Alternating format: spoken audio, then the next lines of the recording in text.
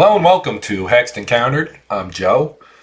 In this video we will be doing a playthrough of Nations at War Desert Heat, and I'm electing to play it on Vassal as opposed to the tabletop for a couple reasons. One is I'm under the weather, so I typically do my tabletop games standing up, and it's easier for me to do this sitting down from the way I feel standpoint. And my voice is a little rough. It seems to be pretty good at the moment, but I've had a lot of coughing and so on, and my voice is a little bit shot. So I figured I would do it this way. It's easier on me, to be honest, and I can use there are benefits to doing Vassal as well as some negative points, but in general, this is a very good module or good representation of the game.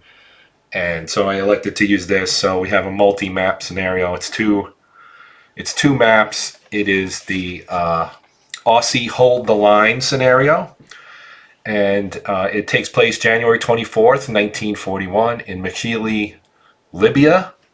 It says the British 4th Armored on the night of January 22nd advanced not knowing that they were about to run into the Italians' Special Armored Brigade. The British were completely disorganized and decided to get their affairs in order before attacking. The Italians lacked radio and experience and also needed time to prepare. On the morning of January 24th, 1941, the forces finally met on the battlefield. Now what we're looking at here, this is the Axis forces. We have the 7th Armored, which is down here. And if I zoom in a little bit, we can get a better look at them. So this is the 7th Armored. You can see the colored stripe, right? That's how this game identifies formations. And again, if you hover over it, you can get a nice solid look at the counter here. I'll go over what all the numbers mean. I've done other videos on Nations at War, and you can easily, if you've watched those or are familiar with the game from having played it or watching other videos, then you will know what these mean. There are a lot of numbers, but it really isn't all that complicated. The upper left is our armor piercing factors, and that would be range, firepower, and the 2-hit number. The bottom right, or bottom left rather, did I say top right? It's top left is armor piercing attack factors. Bottom left is HE, or soft target type firepower. Fire factors, we have the same thing. It's always first digit is range, second digit is the firepower. That is the number of dice you roll when doing an attack.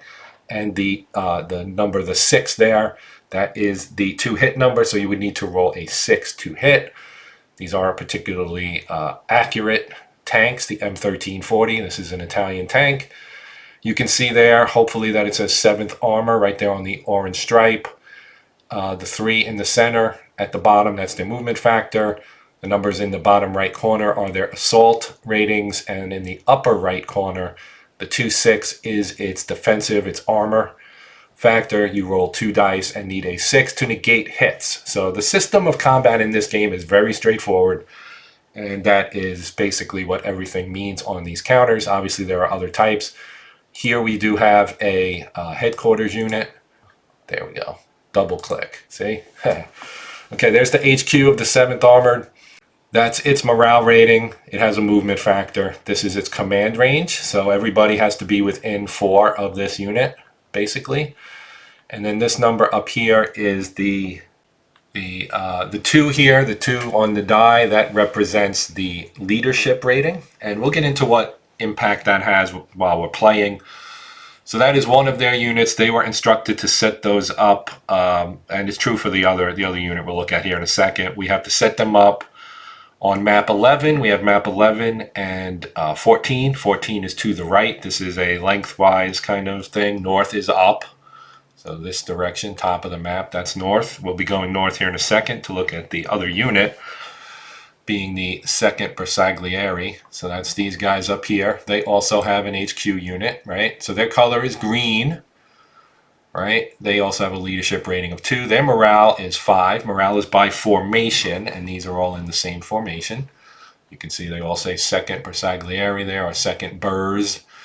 They have the NATO infantry symbol. That indicates they are a soft target. They are an infantry type, as you can see.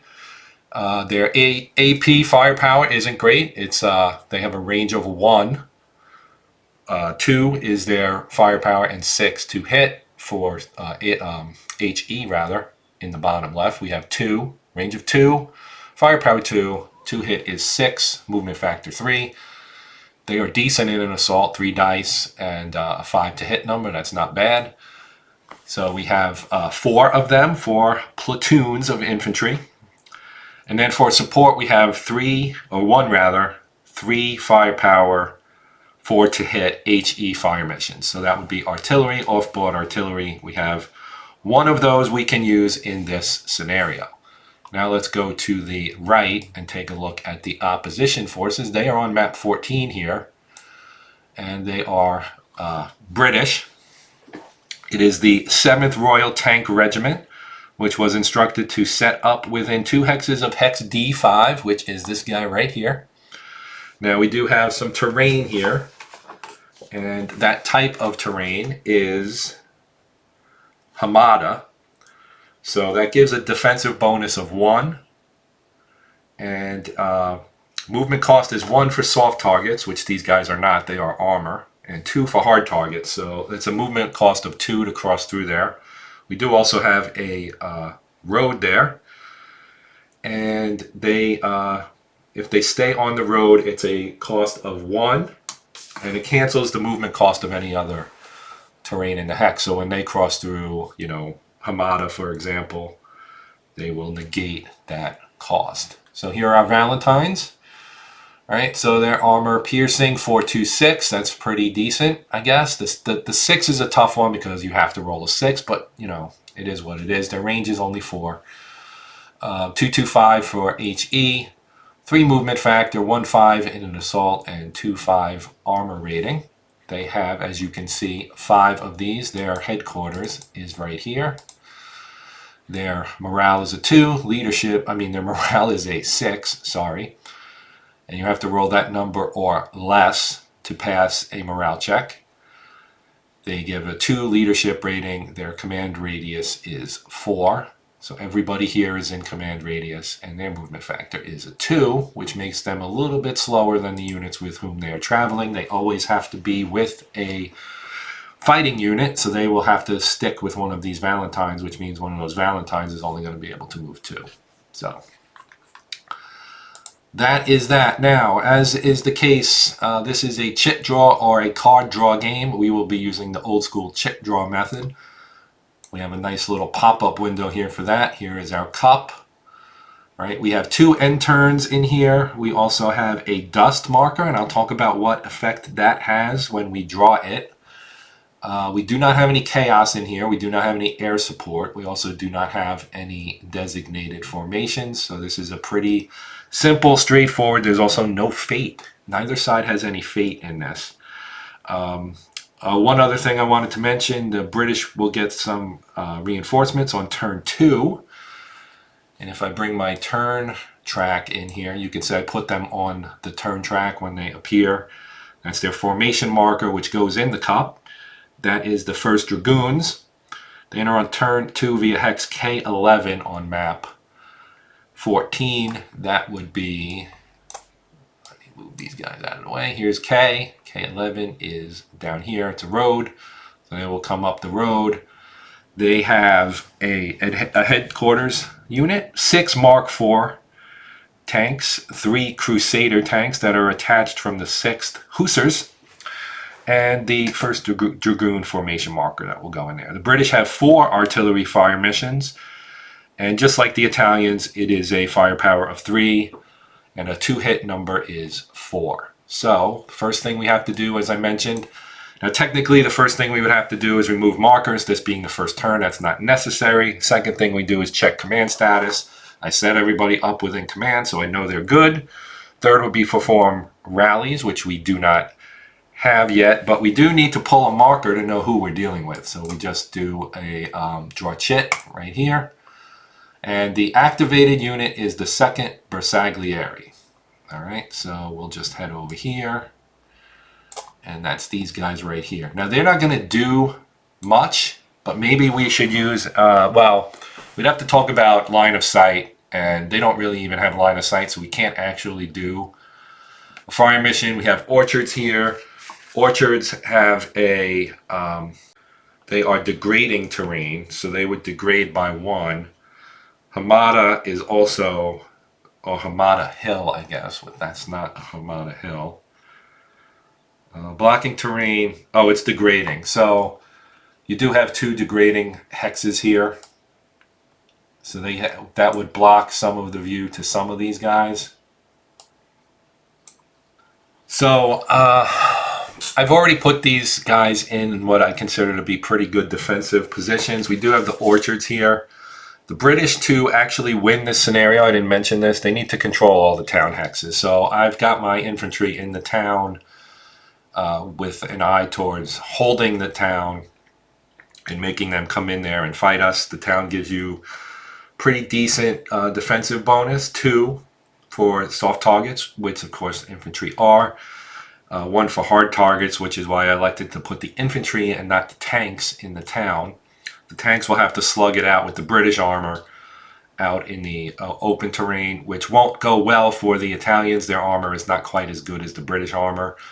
But, you know, we're trading space for time. This is a 12-turn scenario. As I mentioned earlier, I think there are 2 end turn markers and 1 dust marker in the cup. So our Bersaglieri are actually not going to do anything here. So we'll draw another. We're just basically going to pass. We'll draw in. Whoops, I keep clicking on the cup. You have to click on this. Now we draw the 7th Armored, which is the other Italian unit. So both Italian units have now been activated. So again, here's our HQ right here. And we can activate whatever we want. Now, the range for the AP is 4, right? So there's no way, if I zoom out a little bit, let's move up and over a little bit. And so there you can see, here are our enemies, right? The British. So you can do move and fire, right? If you do move and fire, their movement factor is 3. So you have it and round down and move. That would give them a movement factor of 1. So they could move 1 hex and then fire. Or they could do their full movement, which is 3. Now, this guy's on a road, so they could go 1, 2, 3 and move up here. That would be decent. They still would not be in range of the British, but let's do it anyway. So I'm going to move him here, then here, then here. That's 3. And we'll take this guy. Now, he is not on the road. And his terrain is sand, clear sand, I guess. That's what it looks like to me. The movement for clear sand is 1. It's just like a road. So they can move as well. So they'll move 1, 2, 3.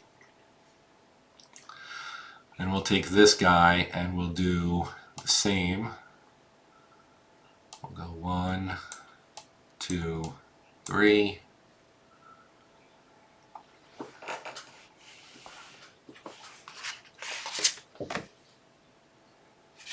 Yeah, that is clear sand. Just trying to make sure. And we'll move our whole group here because they move together. Our HQ does have a movement factor, I believe, of, yes, they're both 3. So we'll move them down the road as well. 1, 2, 3. And we'll take this guy and go 1, 2, 3. He'll go 1, 2, 3. He'll go 1, 2, 3. Now they all get ops completes. So we take our markers. Right? So we have admin markers, and you have ops complete, and you take this guy and you just drop them on all of these units because they moved. Movement or firing is going to give you an ops complete marker. So they are all marked ops complete. That completes the activation of the Bersaglieri. Now we draw our next chit. It is end turn. That's our first end turn. So we'll draw the next chit. And it is the 7th Royal Tank Regiment. So we'll come back out here. And that's these guys right here. So again, our HQ is here. He's only got a movement factor of 2.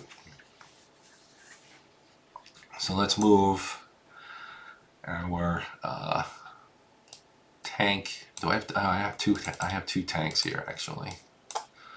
So we'll move them together. They can move 3. 1, 2, 3. Now, his range is 4. 1, 2, 3, 4. So he still can't shoot.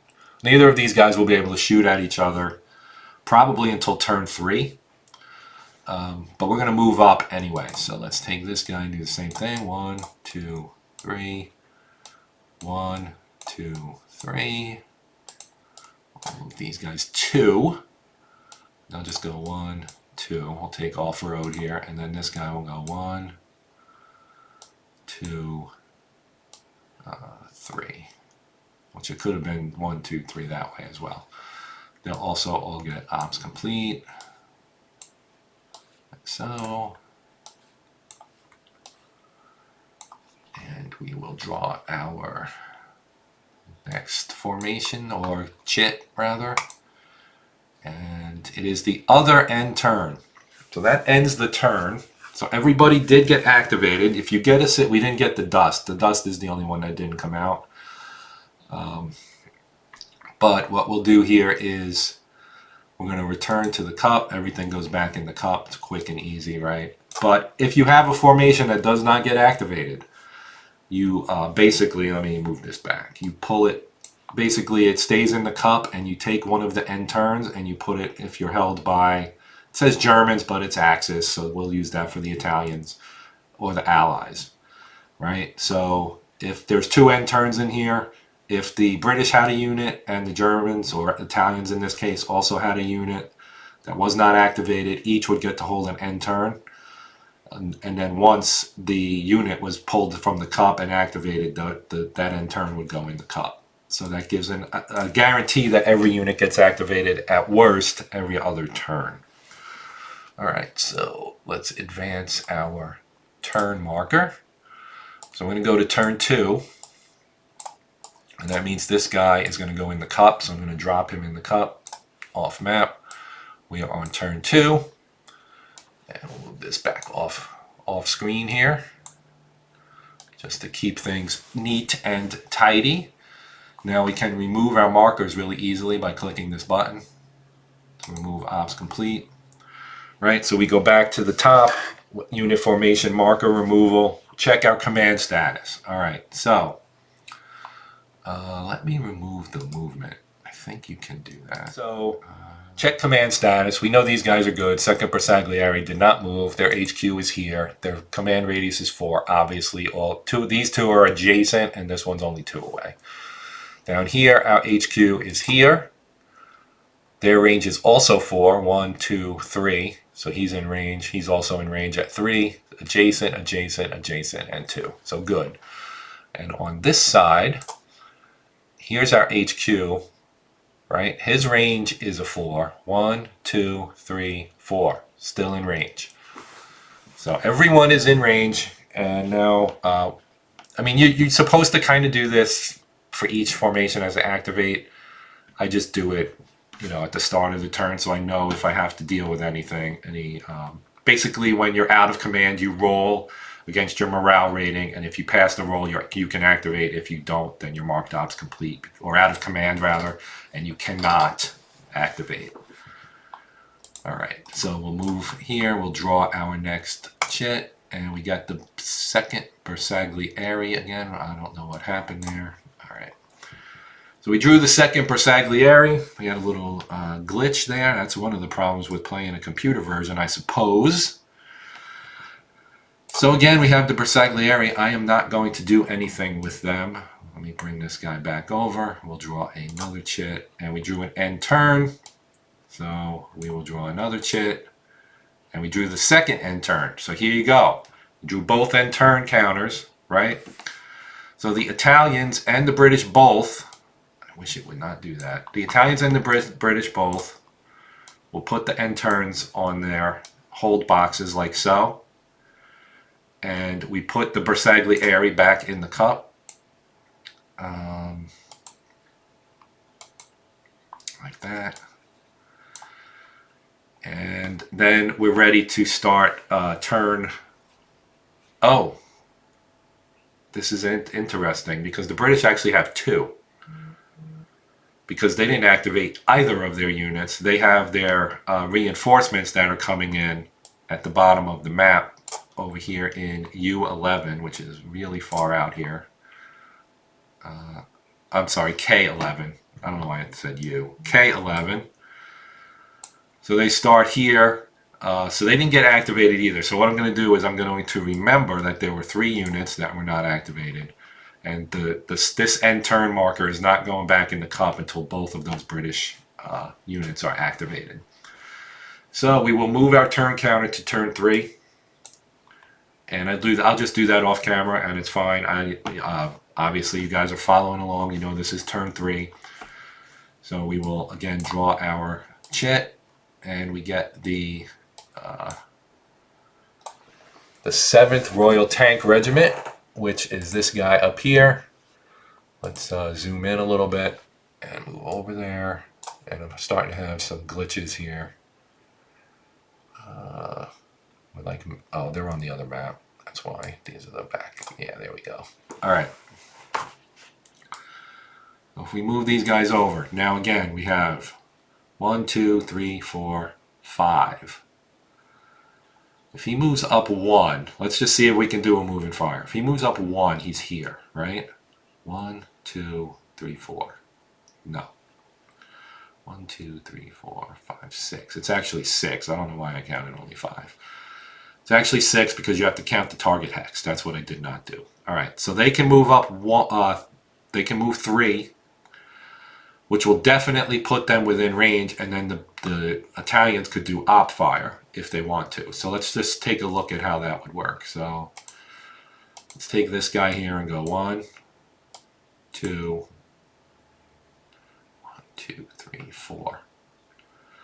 Actually, I'm sorry. I completely forgot about extended range. And here's the thing, okay? Let's undo this and go back here. So, extended range fire. They can see each other. This is open desert. It's sand. It's clear. There's nothing in there, right? So he can see him. The range, as I said, is 6. 1, 2, 3, 4, 5, 6. Or 1, 2, 3, 4, 5, 6. It's 6, right? His range is 4. There's extended range and reduced range, I think is what they call it, or close range. But anyway, with extended range, you can double it. The cost of that is, normally you would add 1 to your 2-hit number. But since the 2-hit number in this case is already a 6, what you do is you take 1 of the firepower away. So let's just say this Valentine is going to take a pop shot at him. We're going to roll 1 die. Let me slide this message bar over a little bit so we have a little bit of, you can see that right there. We're going to roll 1 die. He needs a 6 to hit because he's firing at extended range. Normally he'd get 2 dice. He only gets 1. So let's roll it. And he got a 5. And my screen got messed up. So excuse me. All right. So that's a miss. And because he fired, he gets marked. Whoops. Ops complete. So that's how firing at extended range would work. Now that would normally, because that was the unit that did not activate. Now we're not done with this formation, but since that formation had not been activated, if it was the only one of the British ones that hadn't activated, we would then put the end turn back in the cup. Once we're done with this formation, since that's not the case, they'll keep it out until the Dragoons activate. All right, so we know what that looks like, and your chances of hitting aren't great. So what we're going to do is we're going to move 1, 2, 1, 2, 3, 4, and we'll go here. All right, so now let's take a look at op fire. So we've got this guy's in range. I think he's in range too. 1, 2, 3. Yep. We've got several units here that are in range of this guy.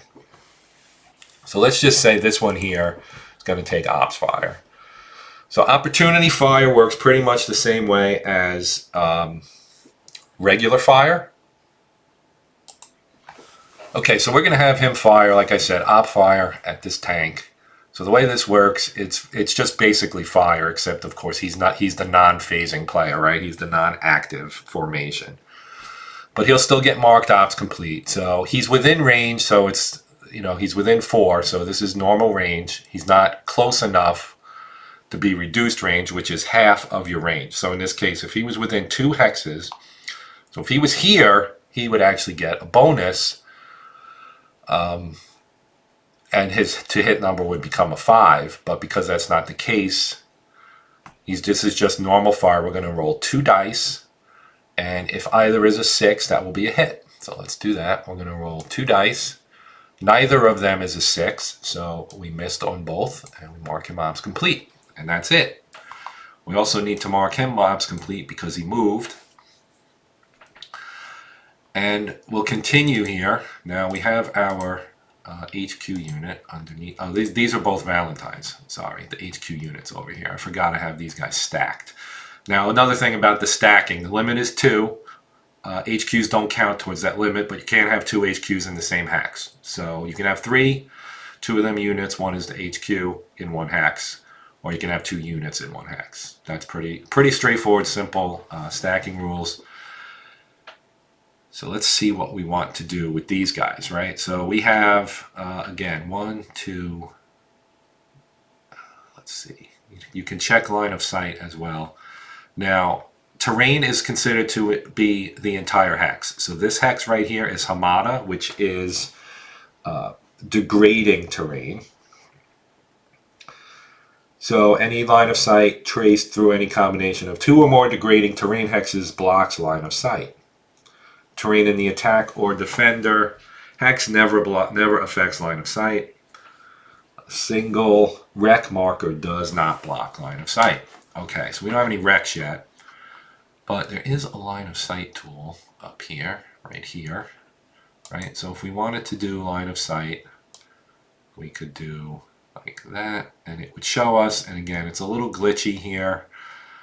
I have this problem with vassals sometimes, but you can clearly see it does not intersect this hex. So he can see him. The range is 6, right? So we'll turn that off, and I will fix that so that it's right. All right. So he can fire extended range, right? We know it's 6, so it's extended range. So we'll just roll 1 die. It's a 2, so he misses. Now his friend here is going to move. So we're going to move, and we're going to basically go 1, 2, 3. Now we'll put an ops complete there and an ops complete there. All right, so those 2 are now done. Now let's take our HQ unit, and we're going to move him 1, 2, 3, and mark him ops complete. And we'll take this guy and 1, 2, 3, 4. Okay, he's still in command range. 1, 2, 3. All right. So that completes the activation of the 7th Royal Tank Regiment. Bring our cup back over, and again we get weird crap happening. 7th Armored is the chit that was drawn. So the other side, the Italian tanks now get to attack. Here you can see we've got 1, 2, 3. That's normal range. So he's just going to fire at, and we have 2 tanks in here, so we'll just say it doesn't really matter. They're the same unit type. We'll just fire at the top one, let's say. All right, normal range, we roll 2 die, we need a 6 to hit. Come up here, we click, we get 2 5s. That is not a hit, obviously. He gets marked ops complete. Very simple, right? Now let's move this guy. But here we have the Hamada terrain, and the Hamada terrain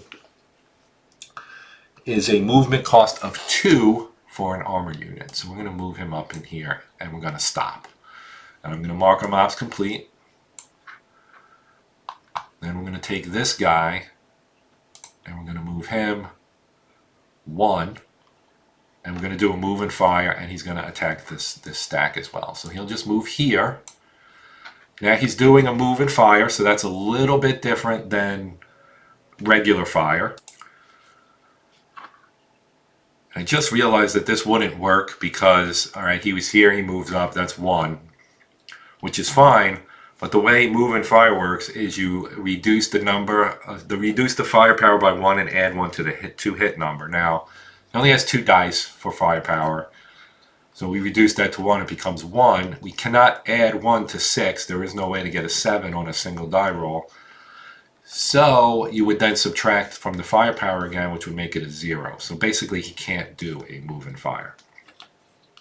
So what we'll do instead is we're going to move him up 1 more,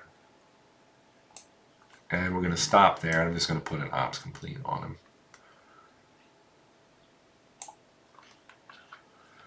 And this guy, we'll move him up 1, 2, 3, and I'll just leave. Well, I guess you can't do it that way. All right. Now we got this guy here, 1, 2, 3, 4.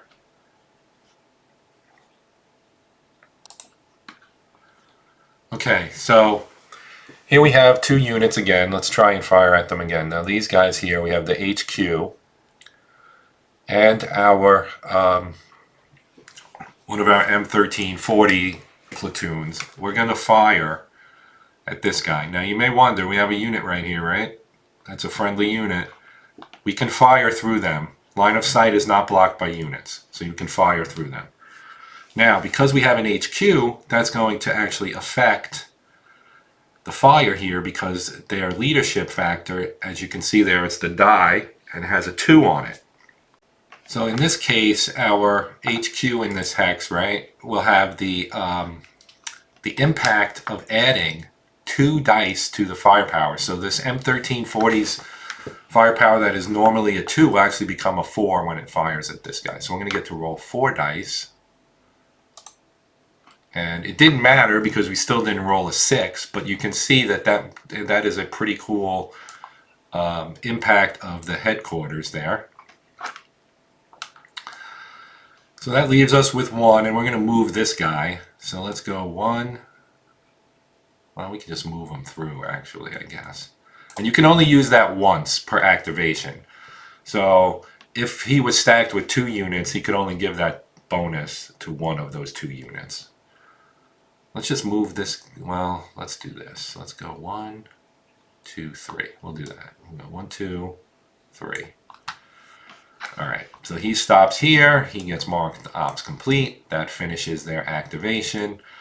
Now, you can't do op fire, in case you were wondering, with a unit that's marked ops complete. Ops complete means just that. They're done.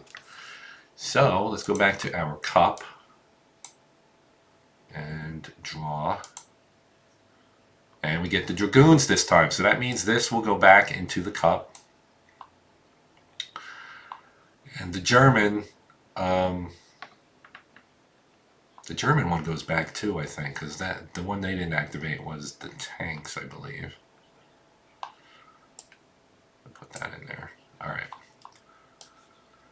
So the first Dragoons, they're going to come on board. So I'll show you how. It's K11. I keep going too far. I apologize. So K11 right here, this road one. So here in our units, if we go to the British, here's our first Dragoon. So I already have their chit. It's in the cup. I apologize for this issue with the graphics here. And they have their HQ, and they also have their Mark IVs. And then there are going to be some Crusaders that I'll pull out of the Hussars here. They have Crusaders, as you can see, and they'll just be attached to the first Dragoons. So they'll be under the first Dragoon's command in this scenario. So I'm going to pause while I do this, and you may have noticed I've been pausing occasionally, mainly so that means I'm going to cough. But in general, in this case, I'm going to pause just to bring these units in and stick them in K11, which will technically be overstacked, but I'm just going to do it for simplicity's sake and because this apparently is causing issues with the display. I'll just do that. So I'll be off momentarily and back in a second. Okay, so as you can see, I've put all the units here. There are a bunch of them. We have 6 Mark IVs and the HQ for the 1st Dragoons, and then 3 attached Crusaders from the 8th Hussars. And one thing you may note about these, as we can see their ratings, these are tanks that have very good movement ratings. 5 for the Crusader and 6 for the Mark IV. So these are great for doing like wide sweeping flank, take advantage of the fact that the desert terrain is fairly open type of units. So since they are now activated and they can see, let's see here. Well, we got some Hamada here. They can move a decent amount. Like if we take this Mark IV here, and we're just going to go 1, 2, 3, 4, 5, 6. And stop there. And let me turn the movement trail off. Movement trail is toggleable for the entire formation, so it's kind of cool if you want to see where the units move, but all the lines end up crossing over each other and it gets a little confusing after a while, I guess. So we'll mark him ops complete, and we'll take our second one, and we just want 1. This guy right here. We'll go 1. Let's send him across the desert this way. 2, 3, 4, 5, 6. Avoid the Hamada, which has a movement cost of 2. And we'll do that again. Alt-Shift-M. All right. And our next guy, we'll send him 1, 2, 3, 4, 5, 6. And I forgot to put an ops complete on that one. And this guy, oops. Here, let's do this. Alt-Shift-M. Oh, that didn't work. All right. Whoops, movement trail off. Okay, there we go. 1, 2, 3, 4, 5, 6.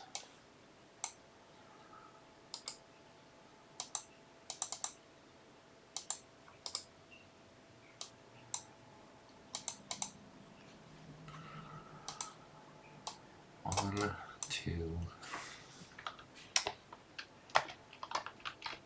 Doesn't work. I don't know why. Alt-Shift-M. Not sure why that doesn't work. 1, 2. Let's just do that. 3, 4, 5, 6. So we could have just gone up the road. Doesn't matter. We're going to do the same thing with this guy. We'll put him there. We'll drop another ops complete since we have a limitless supply. Now we have our HQ. He needs to be with somebody. He needs to ride with somebody. So we'll just put him here with these 2. Because again, they can be with the other units.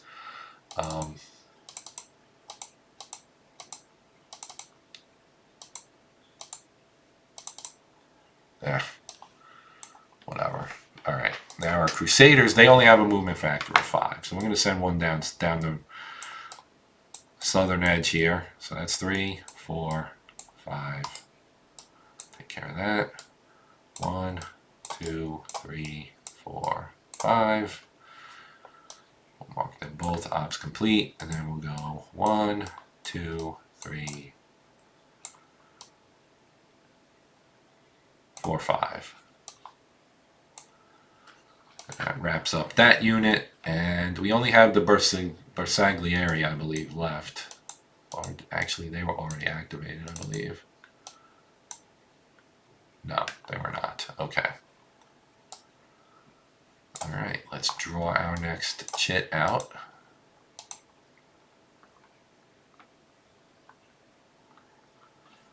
And for some reason, I don't think the dust chit works.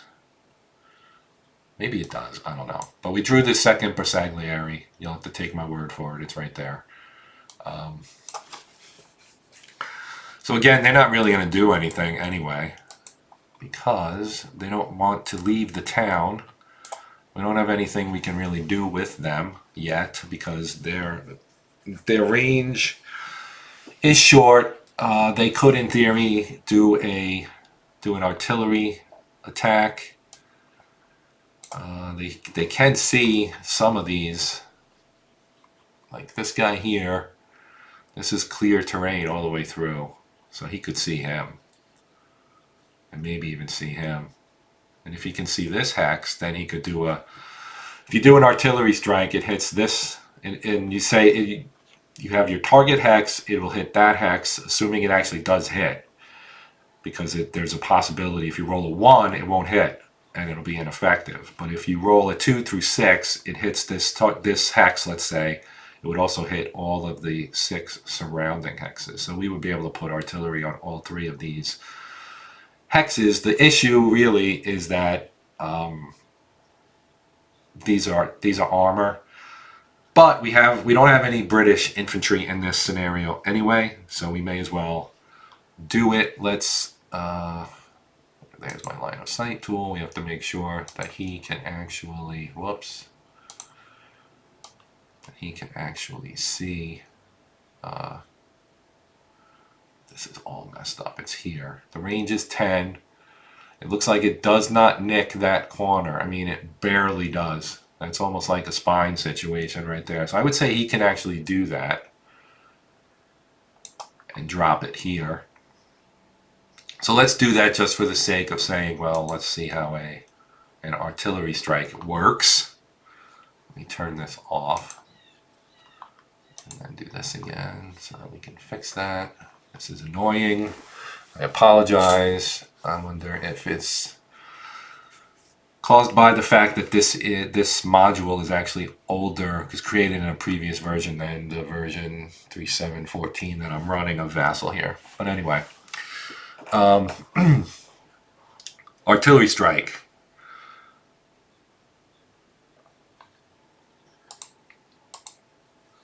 So the first thing we're going to do is we're going to grab a barrage marker, and we're going to put it on the target hex.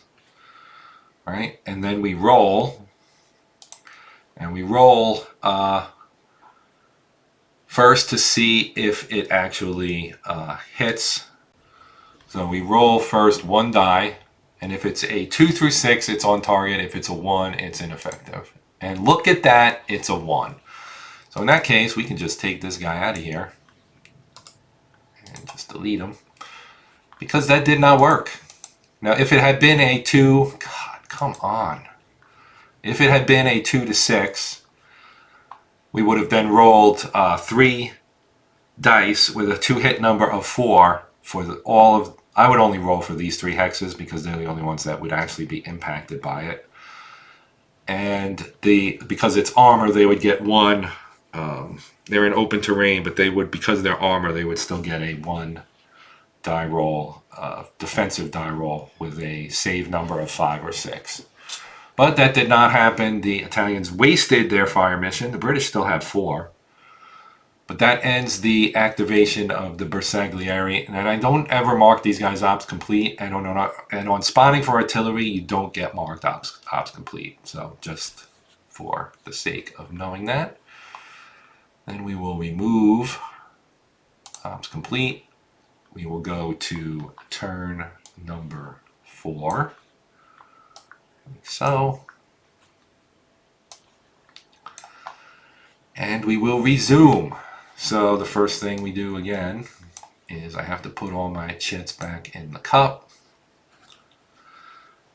Everybody activated. Actually, I should have pulled the dust out to show you what dust does, but dust in that case, with everybody having been activated, wouldn't really do anything. And I'm not sure that the dust counter is actually working correctly.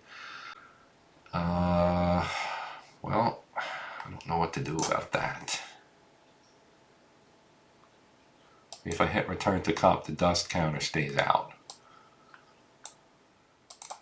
I'm just going to put this in the cup. I think if I do this, it did go in. Okay. So when the German designated formation chit comes up, that will replace this dust one that's not working correctly here with this. So, okay, I did a quick reboot here. We're going to do one more turn, and then I'll probably wrap this up as it's getting rather long. So, here we go. This is turn number 4. Open up the turn track here. We are in turn 4, as you can see.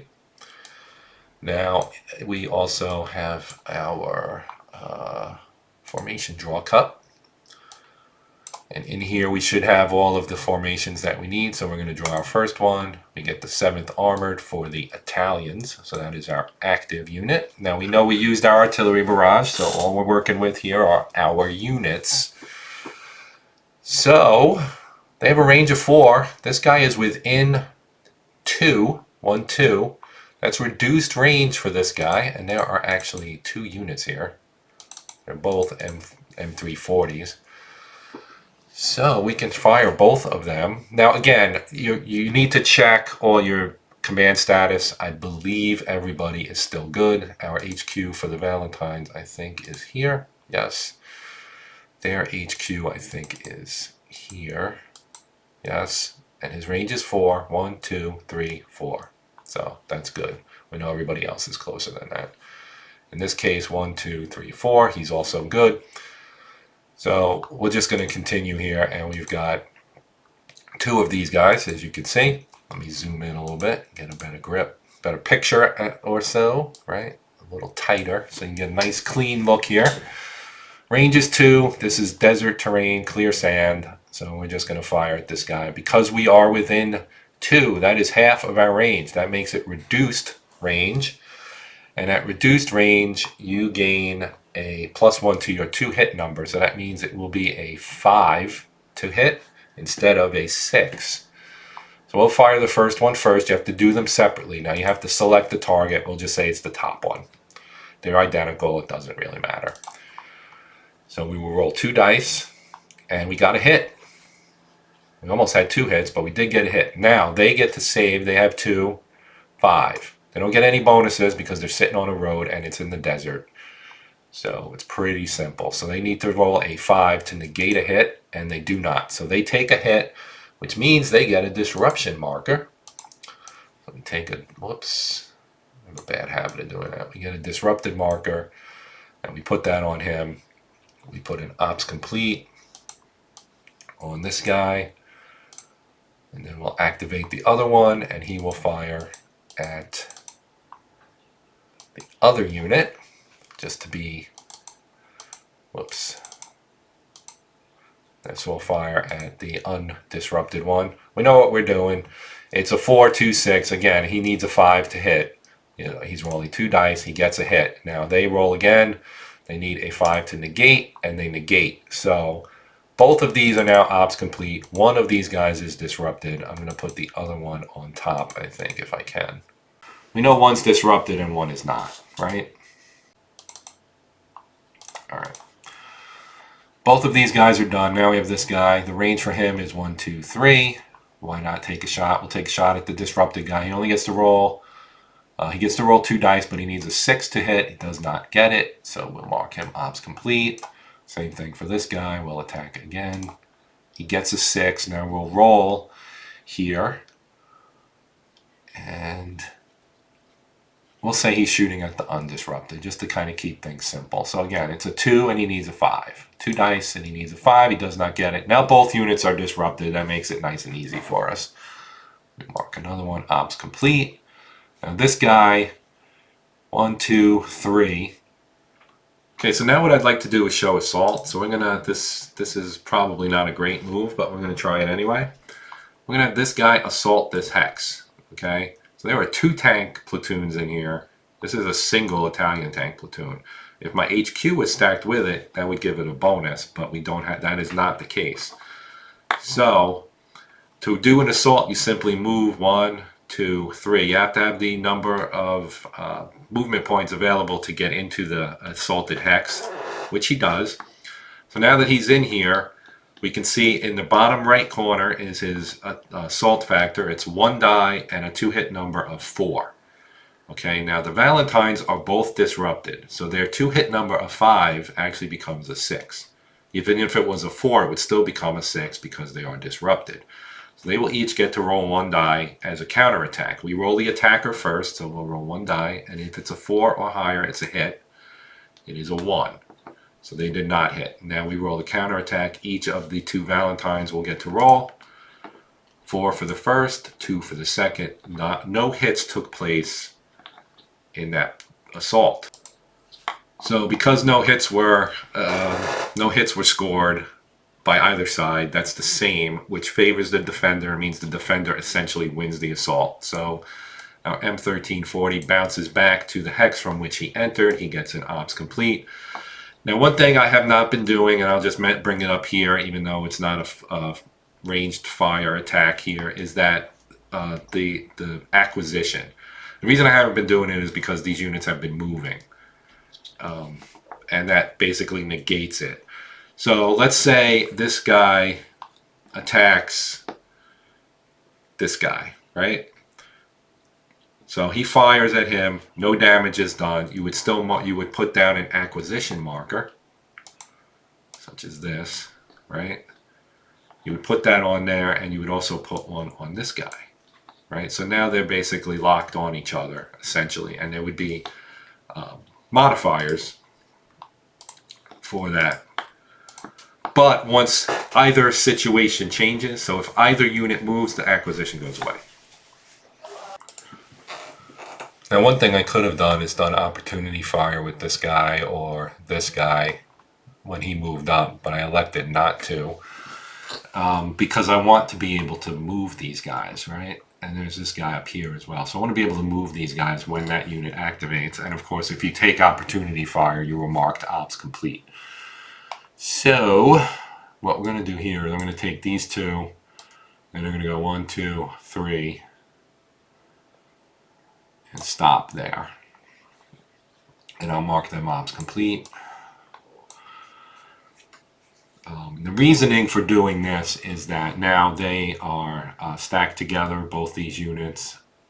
We've got 2 tank units there plus the HQ, so the HQ will be able to maybe do another assault next turn. We'll have 2 platoons and the HQ to give them a little extra oomph in the assault.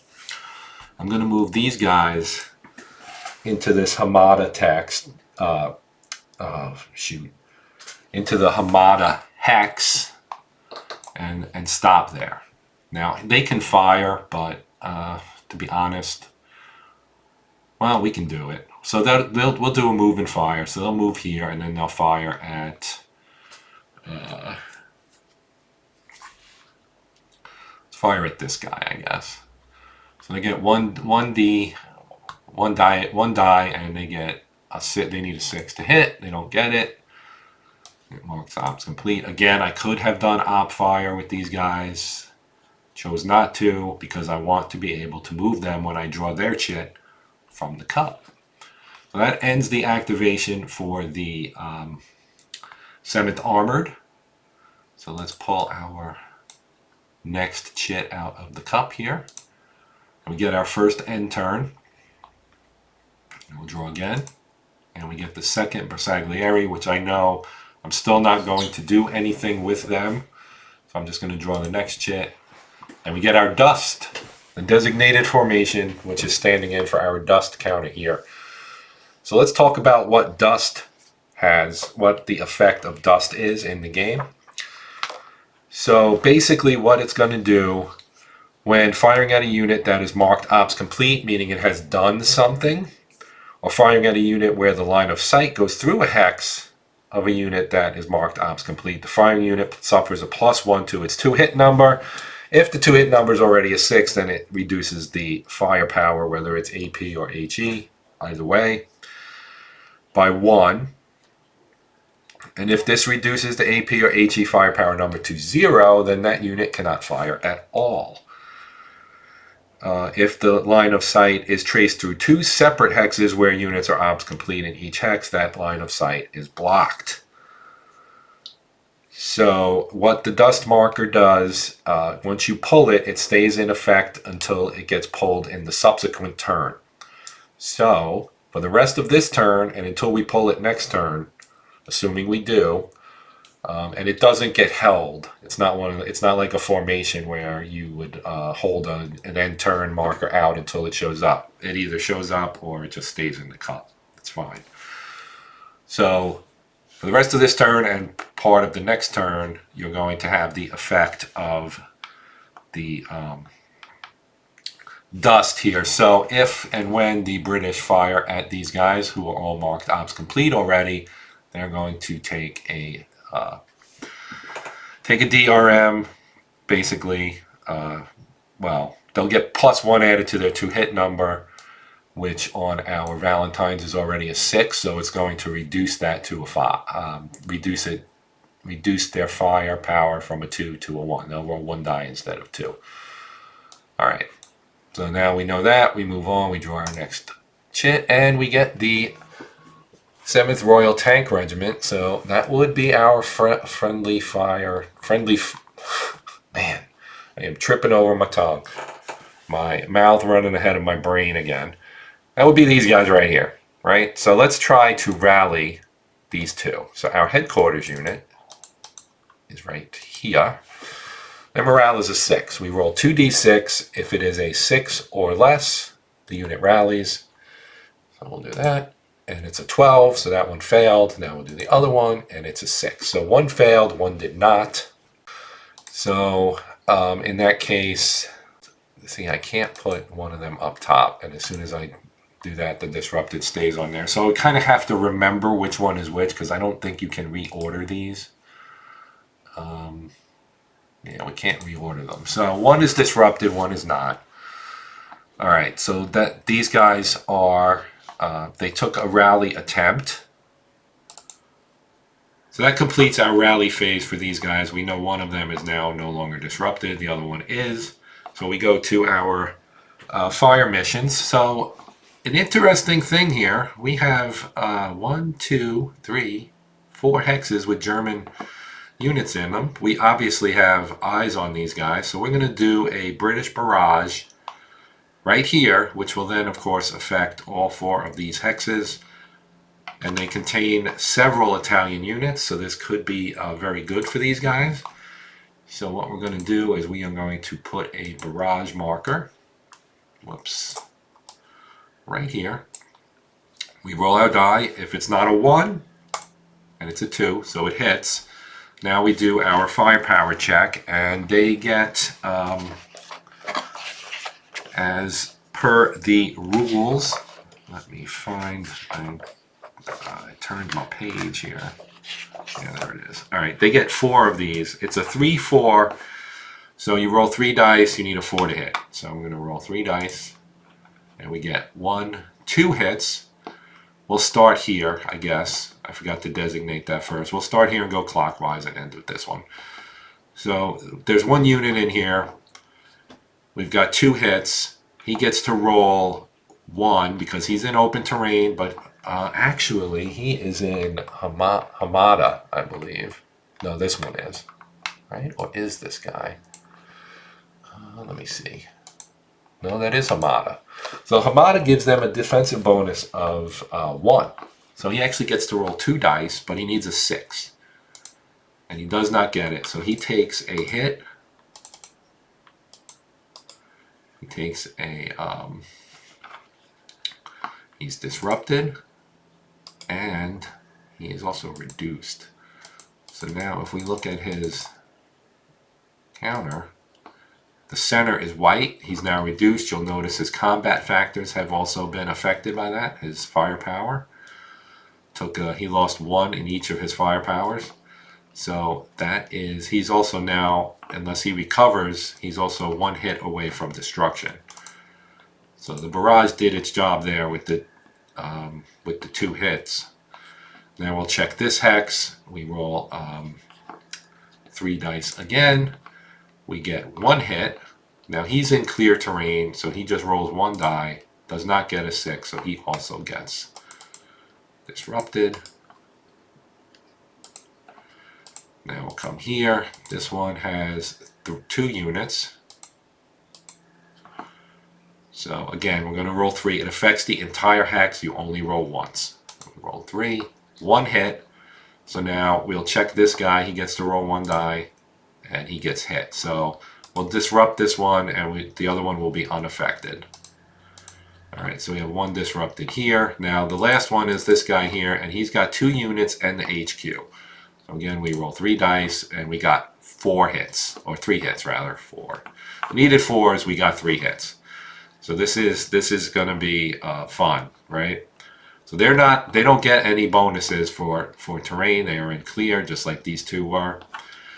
So they get to roll 1 die each. We'll start with this guy right here. Roll the 3. So he takes a disruption. And we'll try this guy. He gets a 6, so he negates 1. Now we still have 1 hit left to apply, and you may wonder how does the HQ get impacted by this situation? Okay, so I had some technical difficulties. I just want to recap what happened in the rest of that turn. Basically, we talked about disruptions here with the HQ, and what ended up happening is we had one unit. Let me hover back again. You can see the one with the white stripe in the middle, that one is reduced. You can tell if you compare it to the one all the way on the left that the firepower went down on both, so that is the impact of being reduced. Also, they are both disrupted, and if the one with the white stripe were to take another hit while still disrupted, they would be destroyed. If, however, they rally, they would become non-disrupted, of course, and then they would need to be disrupted again before they would lose another step.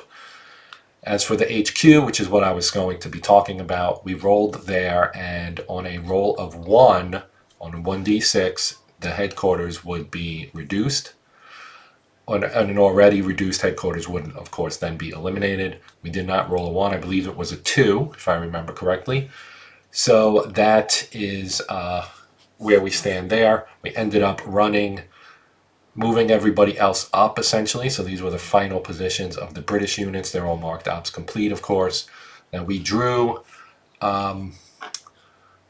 for the other side. You can see they're all ops complete as well.